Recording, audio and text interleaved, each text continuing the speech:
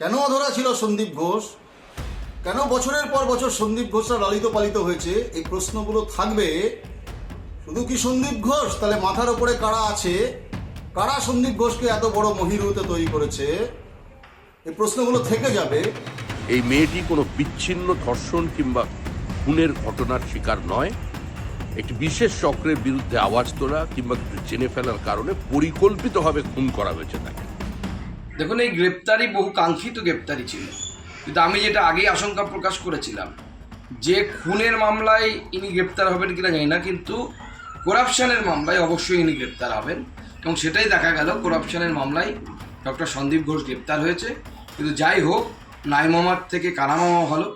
গ্রেপ্তারিটা খুব দরকার ছিল, বাংলার মানুষের কাঙ্ক্ষিত গ্রেপ্তারি। রাজ্যের প্রশাসন যাকে ধামাচাপা দিয়ে সাহায্য করার সব রকমের চেষ্টা করেছিল, কেন গত 1 বছর ধরে আর্থিক দুর্নীতি মামলায় কিছু হয়নি? কে সেই দুর্নীতির কাগজ ধামাচাপা দিয়ে রেখেছিল? কার দায়িত্ব ছিল? ভিজিল্যান্স সহ নানান জায়গাতে ঘুরেও কিছু করতে পারেনি। এই উত্তর তো মুখ্যমন্ত্রীকে দিতে হবে। শেষমেশ সিবিআই গ্রেপ্তার করলো আর্থিক দুর্নীতি মামলায়, কিন্তু আর্যিকর বিচার হচ্ছে।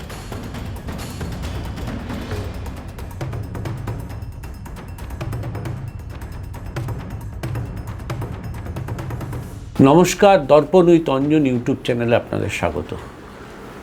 আরজি করের প্রাক্তন প্রিন্সিপাল সন্দীপ ঘোষ সিবিআইয়ের হাতে গ্রেপ্তার হয়েছেন। যে ধরনের ঘটনা ঘটেছে, নিঃসন্দেহে তার গ্রেপ্তার অনিবার্য ছিল এবং বহু মানুষের এই দাবি ছিল যে তাকে গ্রেপ্তার করতে হবে। কিন্তু আসল ঘটনাটা কী, সেটাও তো জানতে হবে। সন্দীপ ঘোষ একজন সরকারি কর্মচারী। তার কি এত বড় দম আছে যে আর্জি করে বসে সে এই ধরনের কাজ করবে একা, তার ওপরে বা তার মাথায় কারোর হাত না থাকলে? তাহলে বিষয়টা দাঁড়াচ্ছে যে কাউর বা কেউ নির্দেশে কি এই ধরনের ঘটনা তিনি ঘটিয়েছেন? যে ধরনের পরিকল্পনা দেখা গেছে, এবং মারা যাওয়ার পর, তরুণী ডাক্তার মারা যাওয়ার পর যেভাবে তার মৃতদেহের সামনে, যেভাবে তার ঘরের বাইরে শাসক দলপন্থী ডাক্তারদের ভিড়, সে বর্ধমানের ডাক্তার হতে পারে, পিজি হসপিটালের ডাক্তার হতে পারে, অন্যখানের ডাক্তার হতে পারে, কিন্তু যেভাবে একটা গ্যাদারিং, এটা কি একা সন্দীপ ঘোষের পক্ষে করা সম্ভব? তাহলে মাথাকে, এই মাথাটাকে ধরতে হবে। সন্দীপ ঘোষ কিন্তু মাথা নয়, সন্দীপ ঘোষ একটা অংশ। সন্দীপ ঘোষ নিঃসন্দেহে একটা বড়, কিন্তু সন্দীপ ঘোষ একটা অংশ। তার আন্ডারে অনেকে কাজ করেছে যারা এই ঘটনার সঙ্গে যুক্ত।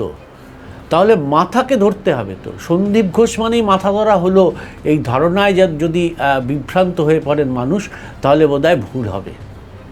একা সন্দীপ ঘোষের পক্ষে, কোনো সরকারি কর্মচারীর পক্ষে একা এই কাজ চেয়ারে বসে করা সম্ভব নয়। তার ওপরে, তার অধীনস্থ, তার ওপরে কেউ কোনো নির্দেশ না দিলে তিনি এই কাজ করতে পারেন না। ফলে তিনি কে বা তারা কারা? কারা সন্দীপ ঘোষকে এইভাবে প্রভাবিত করেছে এই ঘটনা ঘটানোর জন্য? বা আরজি করে যে ঘটনাগুলো ঘটে চলেছে এতদিন ধরে, দুর্নীতি থেকে শুরু করে দেহ ব্যবসা, পাচার, এই সবের ক্ষেত্রে কার হাত আছে? এই যে বিক্রি করে টাকা, ব্যাপক টাকা, যে আর্থিক তছরূপের অভিযোগ উঠছে তার সম্পর্কে, এই টাকাগুলো কোথায় যায়? সব কি সন্দীপ ঘোষ একা খায়? তা হতে পারে না, তাহলে অনেক আগে ফেঁসে যেতেন। তাহলে কাউকে তো দিচ্ছেন, কাউর কাছে যাচ্ছেন, তিনি কে? সরকারের কেউ, শাসক দলের কেউ, অন্য কেউ? এইটা কিন্তু এখন বড় প্রশ্ন।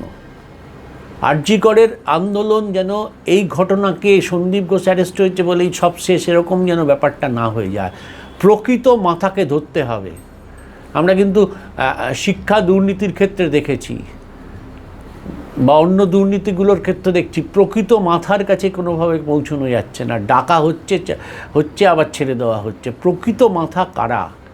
কারা শাসন ক্ষমতায়, সরকার পরিচালনা করার ক্ষেত্রে এই ধরনের ঘটনায় কাদের ভূমিকা আছে? এটা হতে পারে না যে শুধু নিচুতলার কর্মীরাই দায়ী। তারা দায়ী, তারা ঘটনা ঘটিয়েছেন, দায়ী, কিন্তু দুর্নীতি বলুন, সব ক্ষেত্রে বলুন, আরজি করের ঘটনার ক্ষেত্রে বলুন, শিক্ষা, কয়লা, পৌর, সব দুর্নীতির ক্ষেত্রেই বলুন, শুধুমাত্র সেই অংশের তারাই করেছে এরকম নয়, তারা হয়তো সাহায্যকারী, কিন্তু মূল নির্দেশ কোথা থেকে এসছে এবং মূল যে আর্থিক তছরূপ বা দুর্নীতির এই অংশটা, টাকার অংশটা কাদের কাছে যাচ্ছে, কার কাছে শেষ পৌঁছেছে, এইটা বোধহয় তদন্তের হাতিয়ার হওয়া উচিত। এবং সন্দীপ ঘোষের গ্রেপ্তারের মধ্যে যেন থেমে না যায়, আসল মাথাকে ধরতে হবে এবং এটাই যেন আন্দোলনকারীদের প্রকৃত দাবি হয়। সন্দীপ ঘোষের গ্রেপ্তারের মধ্য দিয়ে যেন এই তদন্তের একটা জবনিকা পড়ে যাক, তাহলে কিন্তু অনেক কিছু ধামাচাপা পড়ে গেল এবং যে উদ্দেশ্য নিয়ে অভিযোগ উঠছিল শাসক দল যা কার্যত কোণঠাসা হয়ে গেছে, তারা কিন্তু পার পেয়ে যাবে। প্রকৃত অপরাধী কে, মাথা কে, সেই মাথার খোঁজে কিন্তু সিবিআইকে তদন্ত চালিয়ে যেতে হবে। আদালতের কাছে মানুষের সেটাই প্রত্যাশা, আদালতও যেন মানুষের সেই প্রত্যাশা পূরণ করে, এটাই কিন্তু মানুষ চাইছে। আপাতত এপিসোডে এইটুকুর, পরের এপিসোডে অন্য বিষয় নিয়ে আসছি। ধন্যবাদ।